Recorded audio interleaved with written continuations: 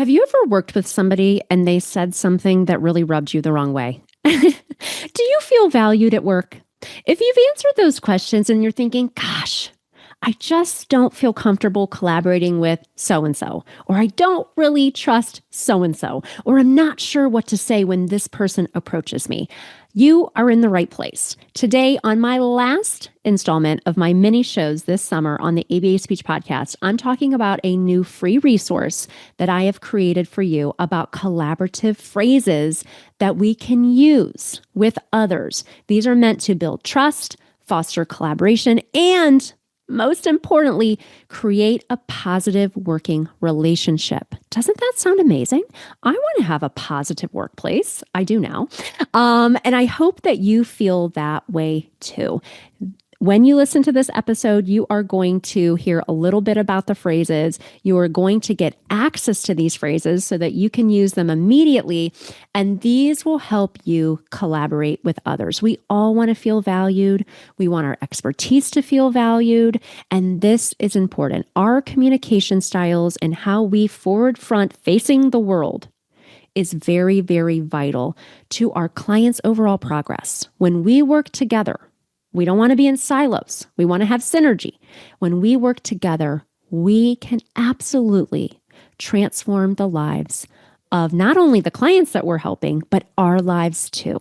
I hope that you love this episode. And if you want more and to earn CEUs, make sure that you join us in the ABA Speech Connection, my CEU membership for speech therapists and BCBAs.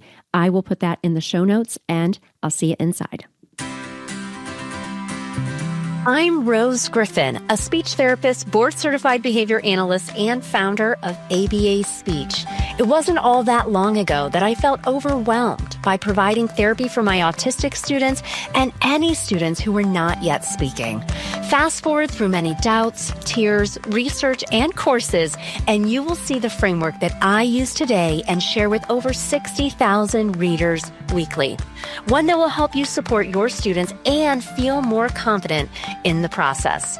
I created the ABA Speech Podcast to give you simple, step-by-step strategies to help you reach all of your students wherever they are on their communication journeys. If you're a speech therapist, BCBA, RBT student, or parent who's looking to help all students develop a way to communicate with the world, you are in the right place, friend. Let's get started.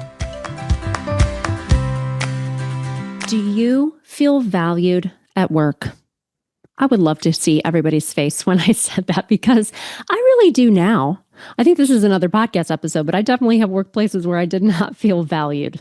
Today, on my last installment of my mini episodes this summer in the ABA Speech Podcast, I'm talking about a free resource that I created to help you feel more valued at work and for you to navigate collaboration.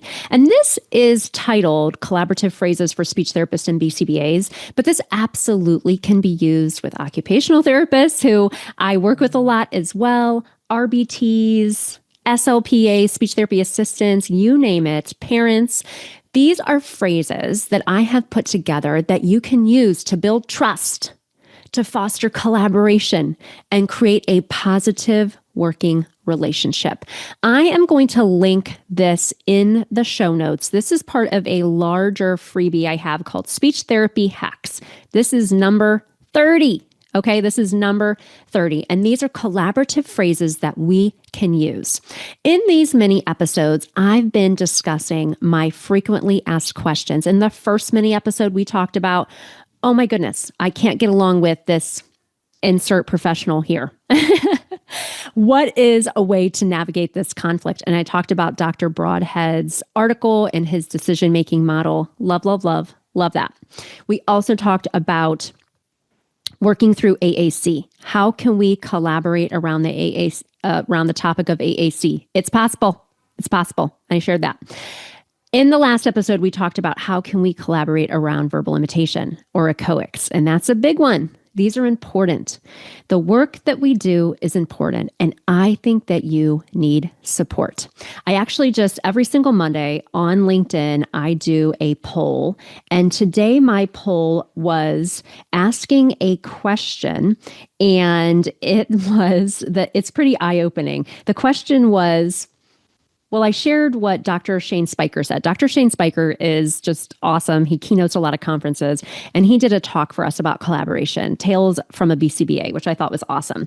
And he said, most of us think we know the best way to help our client, and it doesn't always involve the opinions or practices of others. And I was like, ooh, you are right. You are so correct.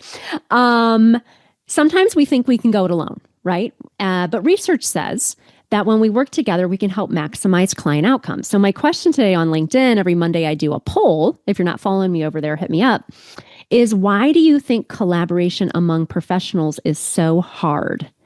And the results are ego, 49%, professional jargon, 5%, and no collaboration training, 46%.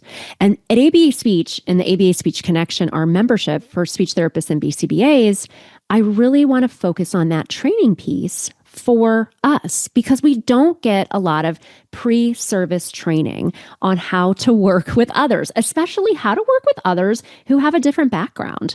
So in the connection this year, you're going to see courses about, well, what is an RBT? What does that even mean? How do you become an RBT? How do you maintain the certification? How does somebody become a speech therapist? Like, what courses do you take? What do you have to do to be a speech language pathologist? And why do BCBAs become BCBAs? What is involved in that coursework? I think when we kind of shed a light on some of that, it will help us understand where we're coming from.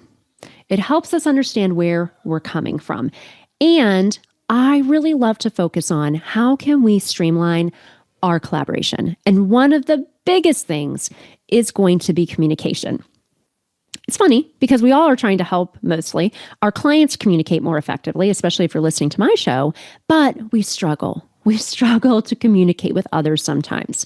So there are phrases here that you can use. This is an awesome PDF. I only have 10 collaborative phrases. I'm not going crazy here because I want you to actually start utilizing these. I've been sharing these over on Instagram as well. And so this is going to be linked in the show notes. It's a completely free resource for you. I would love for you to save this to your desktop, print it out, put it in your clinic. And these are some of the examples. So when you're starting collaboration, we could say something like, I'd love to hear your perspective on this. Your expertise is really valuable here. Ooh, if somebody said that to me, I'd say, okay, I can't wait to share with you. I cannot wait to share with you. I kind of yap a lot, so, might be easier for me, but that's nice. And if these things don't come naturally to you, let's work on it like it's a skill. Let's work on it like it's a skill. These would be great phrases for you to use for any clinical rotations that you're doing. I know a lot of people I talk to that work at clinics have in-house professional development time or meetings.